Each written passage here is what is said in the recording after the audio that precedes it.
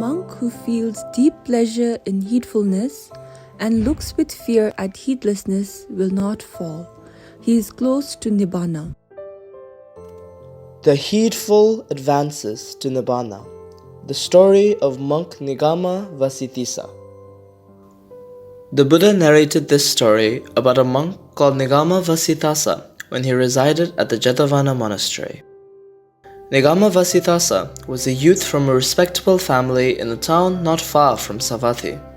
He retired from the world and became a monk unto the Buddha. He became known as 𝗧𝗵𝗲 of the market town, or 𝗵𝗵𝗲𝗃𝗵𝗲 on making his complete profession. He acquired the reputation of being frugal, content, pure, and resolute. He always made his rounds for alms in the village where his relatives resided. Although abundant offerings were being made by Anathapoika and Pasanda Kosala in the neighboring city of Savatthi, 𝗵𝗵𝗲𝗃𝗵𝗲 never went there. One day, the monks reported to the Buddha that 𝗵𝗵𝗲𝗃𝗵𝗲 lives in intimate association with his family relatives. They added that although Anathapoika, Pasanda Kosala, and other disciples are bestowing abundant offerings and gifts beyond compare, he never goes to Savatthi. The Buddha then summoned 𝗵𝗵𝗲𝗃𝗵𝗲 and asked him if what other monks said were true. 𝗵𝗵𝗲𝗃𝗵𝗲 said that while he receives enough food from his relatives, he does not live intimately with them. Regardless of the kind of food he receives, soon after he receives enough for himself, he returns to the monastery, thinking why seek more food. The Buddha, knowing the inherent qualities of the monk, applauded him, saying, well done, monk," and then addressed him as follows: "It is not at all strange, monk, that after obtaining such a teacher as I, you should be frugal.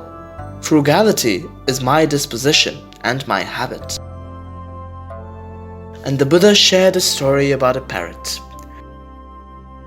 Once upon a time, several thousand parrots lived in a grove of fig trees in the Himalayan country on the bank of the Ganges.